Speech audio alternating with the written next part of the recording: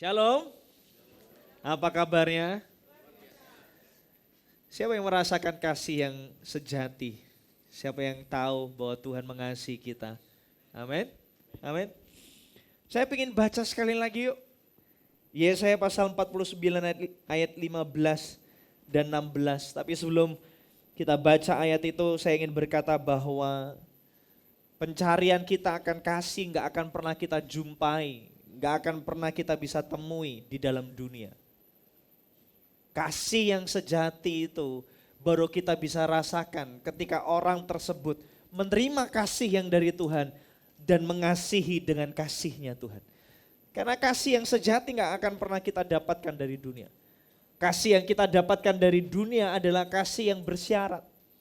Kalau kita ini pantas, kalau kita ini layak, kalau kita ini berarti, kalau kita ini memberikan keuntungan, maka kita ini akan dikasihi oleh dunia.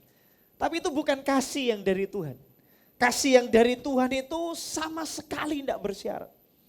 Bahkan kita sebagai orang tua harus merasakan, harus menerima dulu kasih yang dari Tuhan yang tidak bersyarat itu. Merasakan cinta yang tidak bersyarat itu. Baru kita bisa memberikan kasih yang sejati itu. Karena dunia ini kasihnya itu bersyarat, betul? Kalau kita punya uang semua orang akan dekat sama kita. Kalau kita punya posisi semua orang akan dekat sama kita. Kagum-kagumi kita, puji-puji kita. Tapi kalau kita nothing, kita nggak punya apa-apa. Bahkan kita buat kesalahan. Kebanyakan manusia, bahkan bukan kebanyakan, semua manusia akan tolak kita. Nggak menerima kita. Tapi kasihnya adalah kasih yang sejati. Yang menerima kita sekalipun kita nggak pantas menerimanya. Sekalipun kita nggak memberikan dampak, nggak memberikan keuntungan apa-apa. Kasihnya kasih yang sejati. Kasih yang sejati, saudara, hanya kita temukan di dalam Dia. Di dalam Kristus, di dalam Allah yang menciptakan kita. Jadi kalau saudara tidak menemukan kasih di luar Dia, bahkan bukan dari orang tua saudara nggak mengasihi saudara, orang tua saudara kelihatannya menolak saudara atau teman saudara menolak saudara, tolong toleransi. Kenapa? Karena jangan-jangan mereka belum mengalami kasih yang berasal dari Tuhan itu. Kita hanya bisa memberikan kasih kalau kita menerima kasih. Halo? Karena kasih nggak pernah berasal dari manusia. Sebelum orang itu menerima cintanya Tuhan, mencicipi kasih yang sejati itu, maka dia nggak akan pernah bisa memberikan kasih. Nggak akan. Jadi jangan kecewa kalau ketemu sama orang lain, kalau bahkan orang tua saudara sendiri pun, saudara merasa kok orang tuaku seperti ini ya, nggak mengasihi kok apa adanya. Jangan-jangan orang tua saudara belum menerima cinta yang sejati dari Tuhan. Cinta yang tidak bersyarat itu. Tapi saya berdoa hari ini semua kita dari depan ke belakang, kanan ke kiri. Semua kita hari ini sungguh-sungguh merasakan cintanya yang sejati. Sungguh-sungguh sadar bahwa kita ini punya Allah yang mengasihi kita.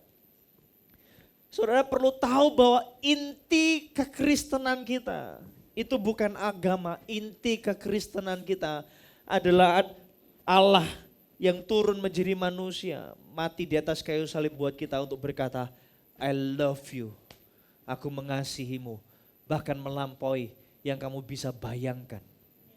I love you. Yesaya pasal 49 ayat 15 sampai 16 berkata seperti ini. Dapatkah seorang perempuan melupakan bayinya sehingga ia tidak menyayangi anak dari kandungannya? Kita semua akan jawab gak mungkin, karena cinta ibu itu, cinta mama itu katanya sepanjang masa gitu kan. Cintanya mama itu walaupun mamanya marah-marah tapi anaknya tetap sayang gitu. Itu yang saya rasakan sebagai papa. Yang dicari selalu mama, karena kita merasakan kasih itu dari mama. Gak tahu dari papa itu apanya ya. Ya cinta lah ya. Kok jadi curcol gini saya ini. Tapi mama seringkali jadi jadi gambaran kasih yang murni, kasih yang tulus, kasih yang sejati. Gak mungkin seorang mama menolak atau melupakan anaknya. Tuhan berkata bahwa kasihku itu hampir sama seperti kasih seorang ibu yang gak mungkin melupakan anaknya. Begitu sayang sama anaknya. Begitu cinta sama anaknya. Tapi kalaupun ada mama yang melupakan anaknya, yang gak sayang sama anaknya. Aku Tuhan katanya, tidak pernah melupakan engkau. Aku telah melukiskan, saya suka kata ini. Aku telah melukiskan engkau di telapak tanganku. Ini bukan berarti Allah kita itu punya tangan. Enggak, ini gambaran untuk kita bisa mengerti. Aku telah melukiskan engkau di telapak tanganku. Tembok-tembokmu tetap di ruang mataku. Saudara pernah kangen-kangenan sama seseorang? Halo?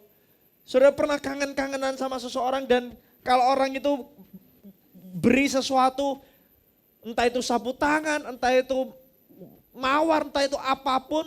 Dan kalau saudara berjauhan, saudara liatin lagi barang yang akan mengingatkan saudara kepada orang yang saudara sayangi.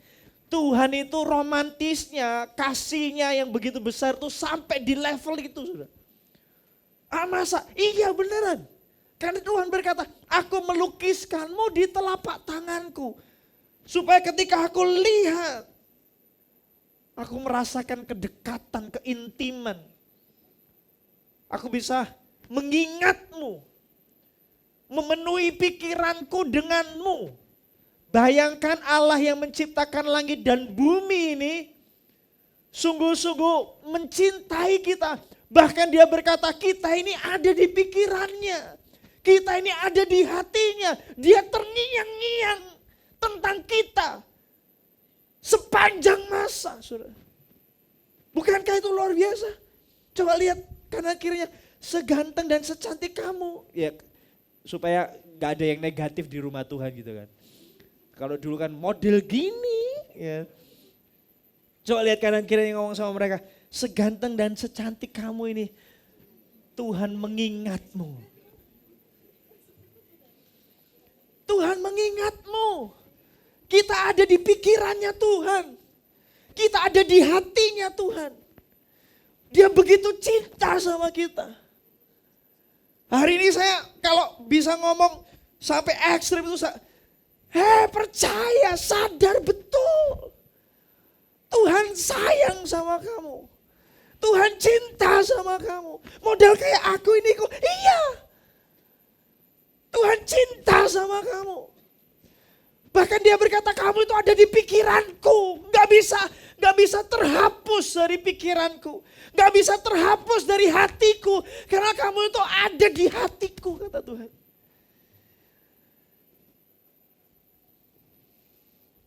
Tuhan mengasihi kita. Tuhan mencintai kita.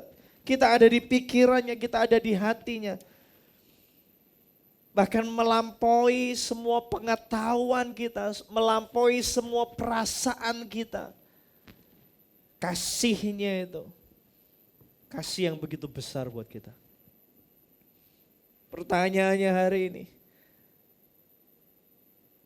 saudara pernah tahu gimana cara Tuhan melukiskan kita di telapak tangannya? Saudara mau tahu enggak? Alkitab berkata gini, aku telah melukiskan engkau di telapak tanganku. Pertanyaannya gini, apakah kita ini satu-satu digambar sama Tuhan? Ada muka saya, ada mukanya Vina, tadi ada mukanya Andreas yang WL. Untung sudah laku kamu ya. Apakah kita ini dilukiskan satu-satu, ada Cik Lili? Pertanyaan saya, bagaimana cara Tuhan melukiskan kita di telapak tangannya? Saudara pernah tanya? Halo? Ini ada orang enggak di sini?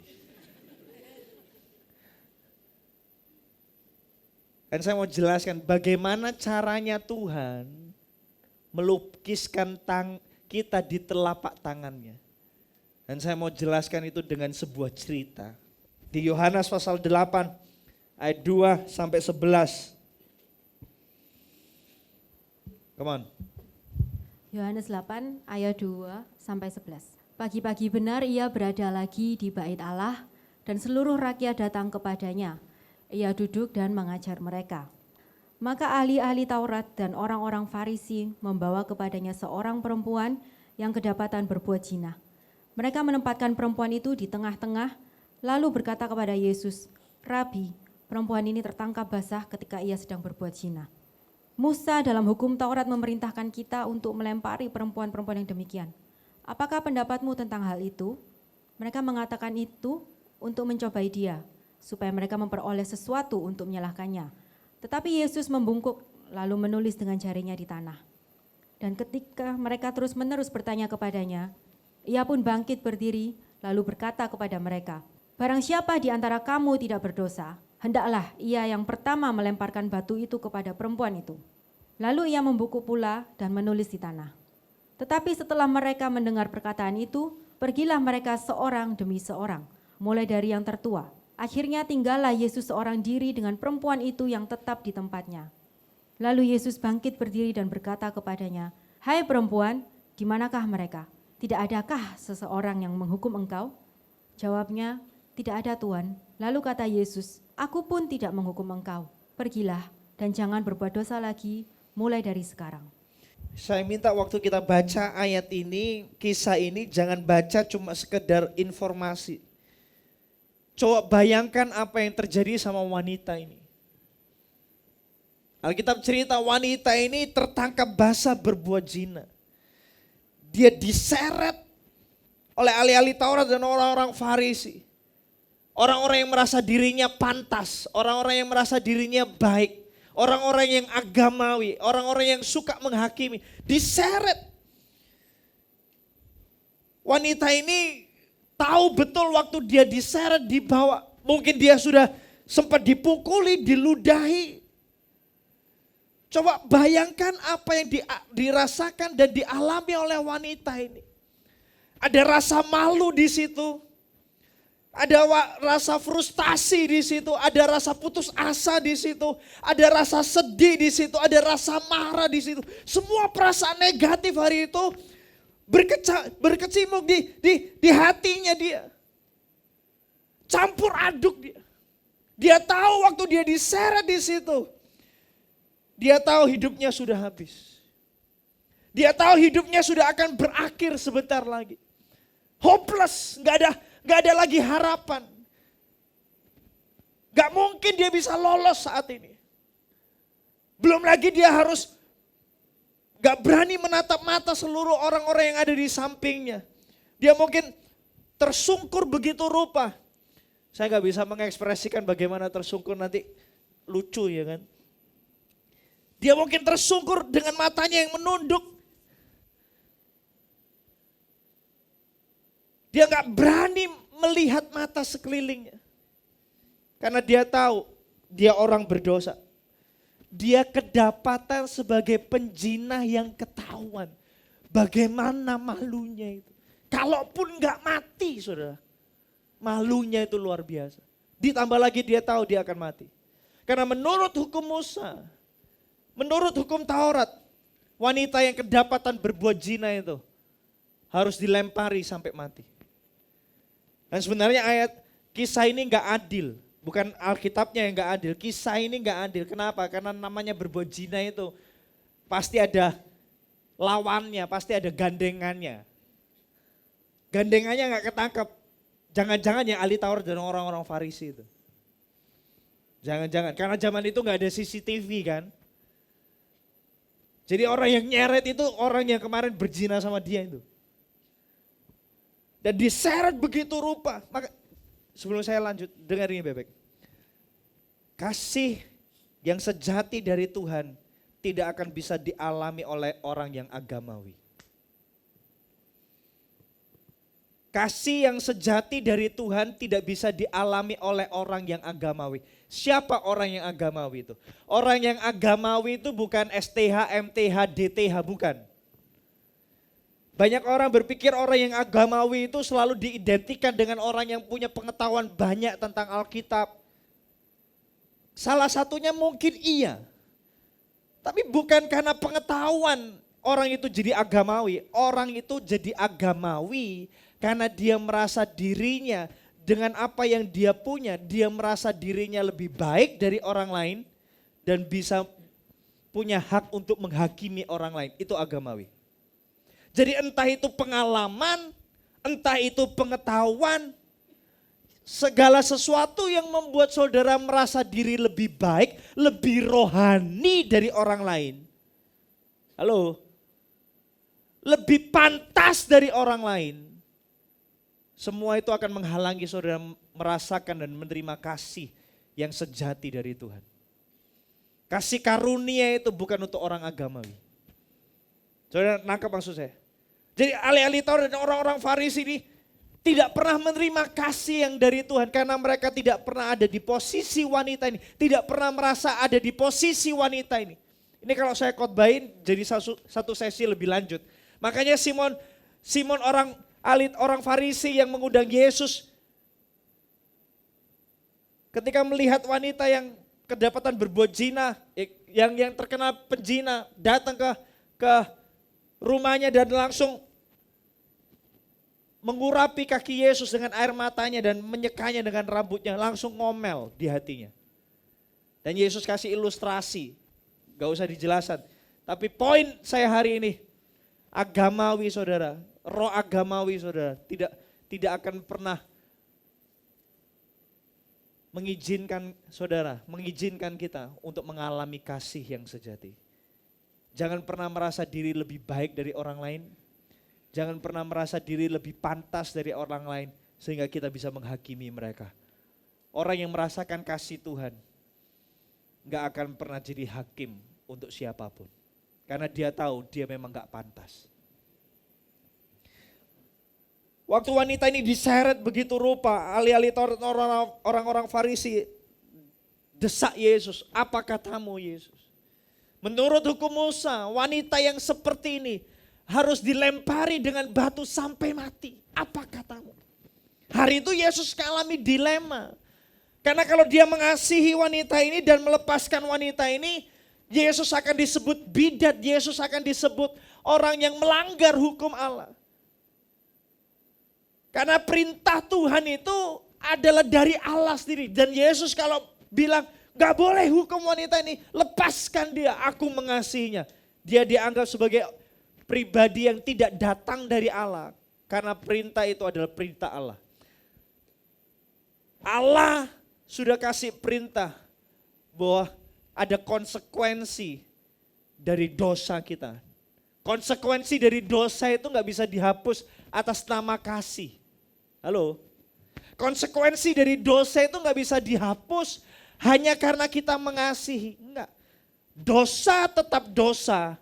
Dan ada konsekuensi dari dosa kita. Apa itu? Maut. Tapi kalau hari itu Yesus menghukum wanita ini. Benar, kita harus tegakkan hukum Allah. Habisi wanita ini, aku akan lempar dia pertama kali dan semua kita akan lempar dia. Yesus akan menyangkali hatinya sendiri. Bahwa dia adalah pribadi yang penuh dengan kasih. Dia ingin mengasihi wanita ini, dia ingin melepaskan wanita ini. Alkitab cerita tadi Yesus, apa yang Yesus lakukan? Yesus tulis di tanah. Apa yang Yesus tulis di tanah? Gak ada yang tahu. Saudara. Saya gak yakin Yesus lagi bingung, aduh mateng ngomong apa ini. Enggak. Karena Yesus penuh dengan hikmat, Yesus penuh kebijaksanaan. Dia tahu apa yang dia lakukan. Beberapa teolog coba berasumsi Yesus sedang tulis daftar dosa. Satu persatu Yesus sedang tulis daftar dosa. Lalu ketika Yesus didesak begitu rupa, Yesus bangkit berdiri dan berkata, siapa di antara kalian yang tidak pernah berbuat dosa? Lempar wanita ini untuk pertama kali. Mulai dari yang tua, mulai mundur. Lalu Yesus lanjutkan tulisannya, dia lanjutkan daftar list dosanya mungkin. Sampai yang paling muda selesai semua habis. Wanita ini gak berani memandang ke atas. Dia masih tersungkur, dia masih putus asa, dia gak tahu apa yang akan terjadi sama hidupnya selanjutnya. Lalu Yesus bangkit berdiri dan tanya sama wanita ini. Di mana mereka? Saya nggak bisa memerankan dua, minta tolong satu wanita aja deh. Berlutut di sini, jangan final lagi, kasihan. Sinda ya boleh.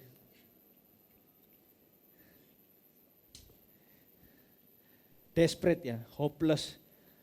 Kayak nggak punya masa depan, hancur hidupnya. Kurang apa namanya? Delosor. Ilustrasi sih ini, ilustrasi. Wanita yang hopeless, malu, nggak tahu apa yang akan terjadi sama hidupnya. Dan Yesus tanya hari itu, di mana mereka? Wanita itu berkata, nggak ada Tuhan. Yesus berkata gini, aku pun tidak menghukum engkau, pergilah dan jangan berbuat dosa lagi. Ketika Yesus berkata, aku pun tidak menghukum engkau. Saudara tahu? Itu bukan berarti Yesus menyangkal atau melanggar hukum Taurat. Ketika Yesus berkata, aku pun tidak menghukum engkau. Sebenarnya ada kalimat lanjutannya, Yesus sedang berkata gini, karena aku yang akan menggantikan posisimu. Aku yang akan menggantikan posisimu untuk menerima hukuman dan konsekuensi dosa itu. Aku yang akan menerima rasa malumu. Aku yang menerima rasa putus asamu. Aku yang akan menerima rasa keterpisahanmu dengan Allah itu. Aku yang akan menerima hukuman dosa dan konsekuensi dosa yang adalah maut itu. Karena aku mengasihimu.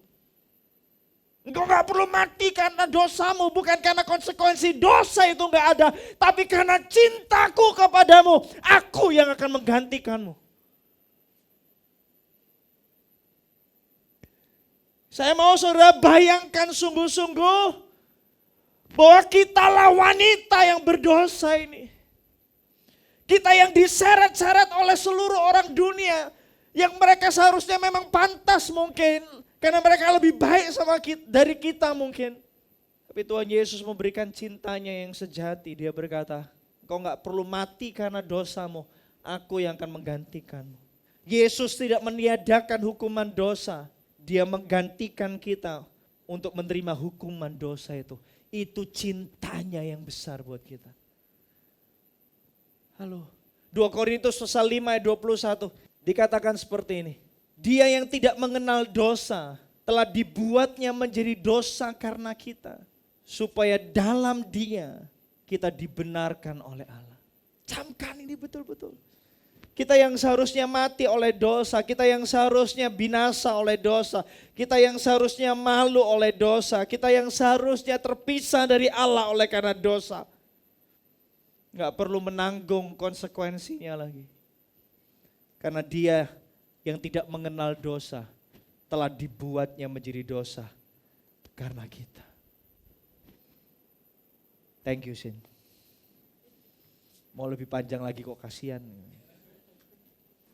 Saya tahu dia mati bukan karena paku yang tertancap di tangannya. Kematian yang Yesus alami itu bukan kematian fisik saja, saudara. Saya nggak bisa ngomong lebih panjang, lebih jauh dari ini. Karena akan membingungkan saudara. Tapi saya ingin ngomong bahwa nggak mudah, nggak gampang Yesus mati di atas kayu salib. Bahkan tidak segampang mahkota duri yang tertancap di kepalanya. Tidak segampang paku yang tertancap di tangan dan kakinya. Nggak segampang lambung yang terurai, yang tertusuk tombak. Nggak segampang itu, nggak segampang cambuk yang mencabik-cabik tubuhnya, punggungnya, daging dan setiap urat yang ada di tubuhnya. Gak segampang itu. Kalau cuma sekedar semua penyiksaan fisik itu, Yesus gak perlu berlutut di taman Getsemani dan berkata, kalau boleh cawan ini lalu daripadaku. Enggak saudara, gak segampang itu, believe me, gak segampang itu. Harga yang dia mahal, harga yang dia bayar untuk menggantikan kita menerima konsekuensi dosa itu. Enggak murah, mahal. Mahal. Sangat mahal. Bahkan pikiran kita enggak berani memikirkannya. Yesus mati menggantikan kita karena cintanya yang besar. Karena dia menggenapi Yesaya pasalnya yang ke-49 tadi. Aku tidak akan melupakan engkau karena aku mati buat kamu. Lihat, aku telah melukiskan engkau di telapak tanganku. Tembok-tembokmu tetap di ruang mata. Saudara tahu kenapa alasannya? Kenapa saya gak bisa ngungkapin lebih jauh. Kasih saya waktu sebentar. Kenapa lobang di tangan Tuhan Yesus tidak tertutup setelah kebangkitannya? Thomas berkata, sebelum tanganku aku cucukkan ke bekas lobang paku itu, sekali aku tidak percaya. Tangannya masih berlobang paku. Bahkan sampai hari ini beberapa kesaksian, bahkan Wahyu berkata, Yesus tangannya masih tetap berlobang paku. Saya gak berani ngomong ini kebenaran 100%. Tapi ketika saya renungkan ayat ini, saya punya asumsi. Sekali lagi ini asumsi pribadi saya, tapi saya bisa pertanggungjawabkan asumsi saya. Tidak menentang doktrin yang benar dari Tuhan. Alkitab gak pernah jelaskan kenapa tangannya masih berlobang paku. Sampai sekarang. Ini yang saya yakini. Tangannya masih berlobang paku. Karena Tuhan Yesus menggenapi Yesaya ini. Dia melukiskan kita di telapak tangannya. Saudara pernah luka untuk seseorang? Saudara pernah terluka untuk seseorang? Dan luka itu membekas di tubuh saudara. Kalau saudara wanita, saudara melahirkan dan ada bekas luka di perut saudara. Entah kiloid, benar kilo aja. Entah bekas apapun luka. Setiap kali saudara lihat luka itu bukan cuma sekedar luka. Luka itu punya makna yang dalam buat hidup saudara. Kenapa? Karena setiap kali saudara lihat luka itu, saudara lihat orang yang saudara cintai. Hari ini Yesus duduk di atas tatanya dan dia lihat luka itu. Dia lihat saudara dan saya. Dia lihat wanita yang berdosa ini. Dia lihat wanita yang hopeless, yang malu, yang gak punya harapan. Dia gantikan wanita ini karena cintanya. Setiap kali Yesus lihat luka itu, dia ingat wanita itu. Setiap kali Yesus lihat luka itu, dia melukiskan kita di telapak tangannya. Dengan tangan yang berlubang paku itu, dia lihat saudara dan saya. Masihkah saudara ragu akan cintanya? Inti kekristenan kita cuma satu, saudara. Saudara akan mengenal betapa dalam, betapa tinggi, betapa lebar kasihnya buat hidupmu. He love you.